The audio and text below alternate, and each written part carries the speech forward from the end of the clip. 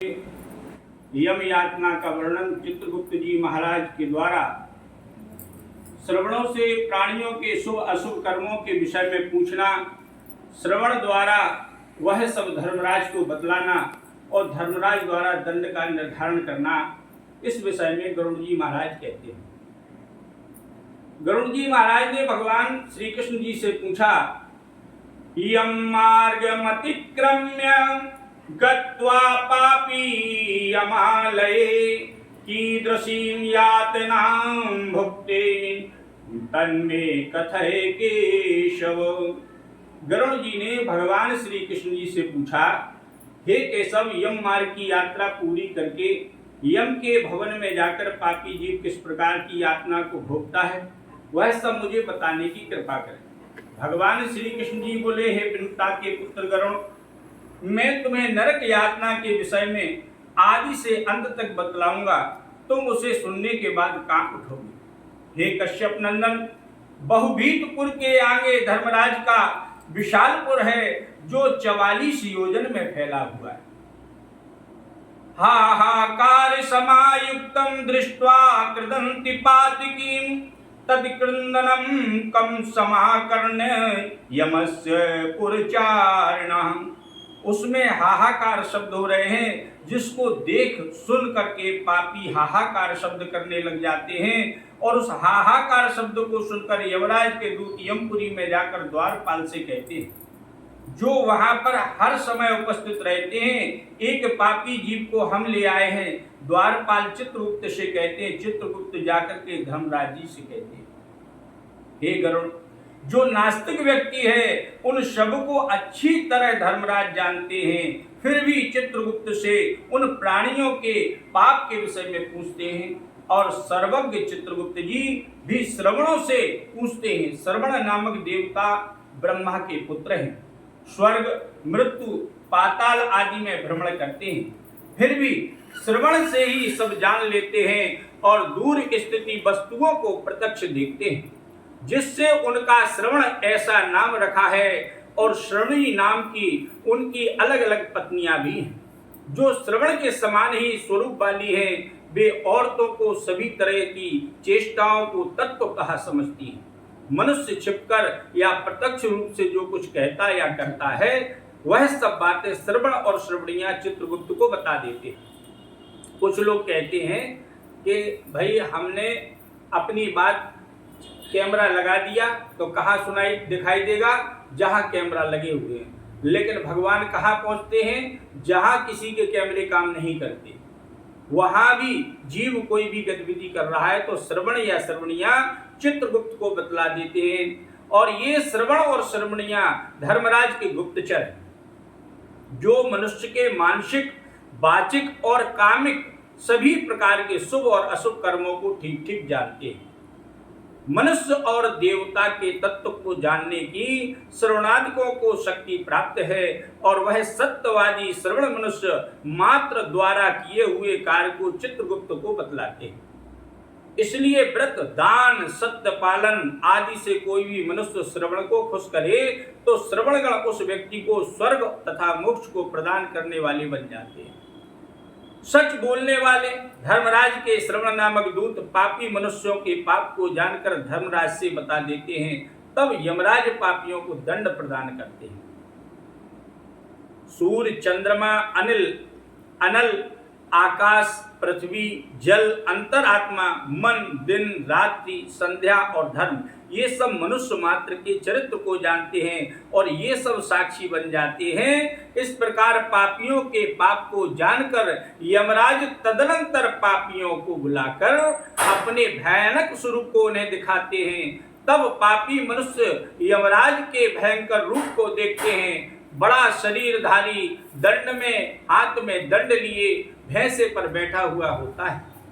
प्रलयकालीन मेघ के समान आवाज वाले, काजल के पर्वत के समान बिजली की प्रभा वाले और आयुधों के कारण भयंकर 32 भुजाओं वाले, 3 योजन के लंबे चौड़े विस्तार वाले, बावली के समान गोल नेत्र वाले, बड़ी बड़ी दाढ़ों के कारण भयंकर मुख वाले और लाल लाल आंखों वाले, लंबी नाक वाले, मृत्यु ज्वर आदि से युक्त चित्रगुप्त भी भयानक रूप को धारण करते हैं और यम के समान भयानक दूत चित्रगुप्त के पास आकर गर्जना करते हैं, जिसको देख करके पापी व्यक्ति भयभीत होकर के हाहाकार करने लगते हैं।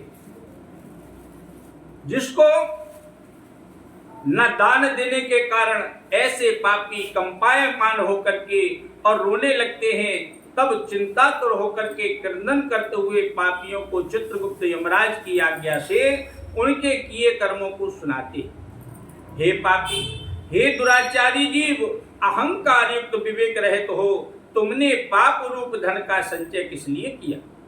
क्योंकि ईश्वर के निमित्त धन दान देना था, परंतु धन को संचय नहीं करना था। पापी मनुष्यों की संगति से और काम क्रोध आदि से पैदा हुए ऐसे दुख देने वाले पाप को तुमने किस लिए किया? तुमने अत्यंत प्रसन्न हो, जैसे प्रथम पाप किए वैसे ही दुखों को भोगो। अब उल्टे मुख करके क्यों रुदन क्यों करते हो? और तुम लोगों ने अनेकों पाप किए हैं, वे पाप ही तुम्हारे दुख के कारण बन रहे हैं। इसमें हम लोग कारण नहीं है।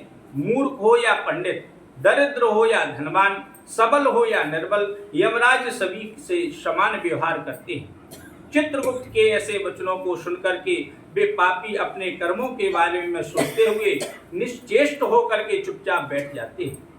चोर की भांति निश्चल हो स्थित हुए ऐसे पापी व्यक्तियों को देखने के बाद उनके पापों के सुयोग यमराज दंड देने की आज्ञा प्रदान करते हैं। दूत यमराज की आज्ञा से दया रहित हो प्रेतों को ताड़ना करके बोलते हैं, हे पापी जीव, यहाँ से भयानक नरक में चलो। और यम के आज्ञाकारी प्रचंड चंडादिक दूत एक पास से उन सब प्रेतों को बांध करके नरकों में ले जाते। उन नरकों के पास एक बड़ी शाल्मली नामक वृक्ष है जो अग्नि की तरह कांतिमान है। उसका 20 कोस का विस्तार है और 1 योजन ऊंचा है। यमदूत उस वृक्ष पर पेट को नीचे को मुख कर ऊपर को पैर कर श्रृंखलादि से बांध कर मारते हैं। तब प्रेत अग्नि से जले हुए रोते रहते हैं, परंतु उस स्थान में उनकी रक्षा करने वाला कोई भी नहीं होता।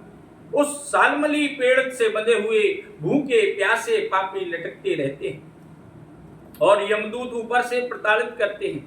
वे आश्रय विहीन पापी जीव अंजलि बांध करके उन यमदूतों से निवेदन करते हैं कि हमारे अपराधों को क्षमा कर दो। बार बार लोहे की लाठियों, मुदगरों, भालों, बर्छियों, गदाओं और मूसलों से उन दूतों के द्वारा वे अधिक मात्रा में पीटे जाते हैं। जब वे पिटाई से चेष्टा रहित और मूर्छित हो जाते हैं, तब उन निश्चेष्ट पापियों को देख करके यम के दूत कहते हैं, अरे दुराचारियों, पापियों, तुम लोगों ने दुराचरण क्यों किया? सुलभ होने वाले जल और अन्न का भी दान कभी क्यों नहीं किया? तुमने एक ग्रास मात्र भी अन्न का दान नहीं किया। तुमने बलि वैश्य देव के लिए नहीं किया, अतिथियों को नमस्कार भी नहीं किया, फिर पितृ तर्पण भी नहीं किया। यमराज और चित्रगुप्त का उत्तम ध्यान तथा दोनों के मंत्र का जाप भी नहीं किया। यम की यातना जिस जप आदि करने से नहीं होती, गृहस्थ धर्म में रहते हुए भी कोई तीर्थ यात्रा नहीं की, न देवता की पूजा की और अपने अहंकार को भी नहीं छोड़ा। अच्छे व्यक्तियों की सेवा न करने से फल को भोगो। इसीलिए कहा है कि 8 जो कर्म भगवान ने बताए हैं, इनमें जो है अहंकार एक ऐसी जड़ है जिससे व्यक्ति पाप के कारक बन जाता है।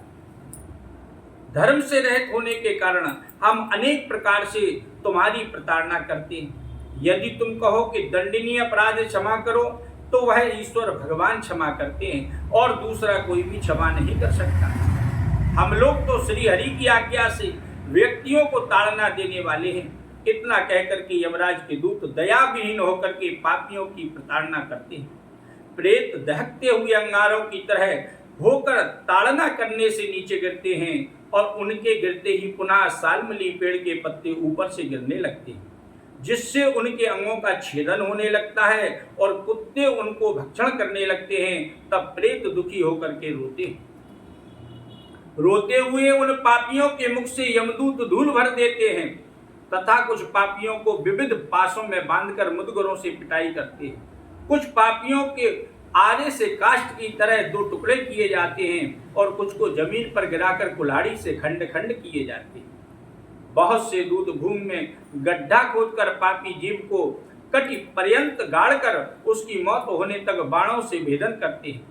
बहुत से यमदूत यंत्र में रख करके ईख के दंड की तरह पीड़ित करते हैं और कितने ही पापियों को यमदूत अंगार सहित जलते हुए काष्ठ के चारों तरफ विस्तृत कर लोहे पिंड की तरह अतिशय रूप से धमकाते हैं। कितनों को दूत अग्नि पर तपे हुए घृत में, कितनों को तपे हुए तेल में जैसे कड़ाई स्थित तपे हुए तेल में गिराते हैं। कितनों को मदमस्त हाथियों के आगे डाल देते हैं।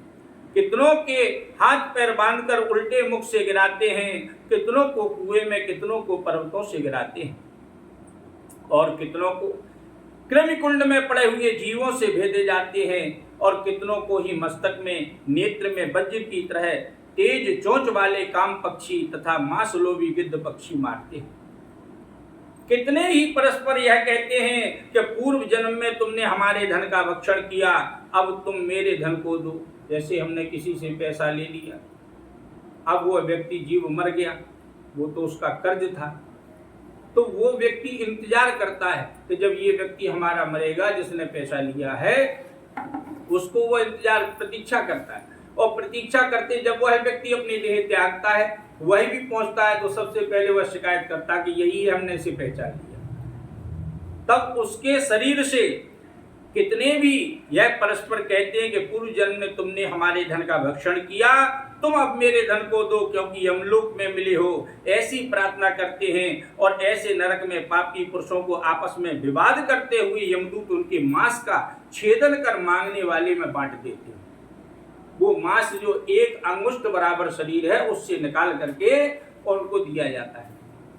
ऐसे यमदूत उनको प्रताड़ित कर पीछे से खींचकर तामस्त्रादिक घोर नरक में यमराज की अत्युत्कट आज्ञा से गिराते हैं। उस पेड़ के पास ही अनेक दुखों से परिपूर्ण नरक हैं, जिनमें मिलने वाले महान दुखों का वर्णन वाणी द्वारा करना कठिन है।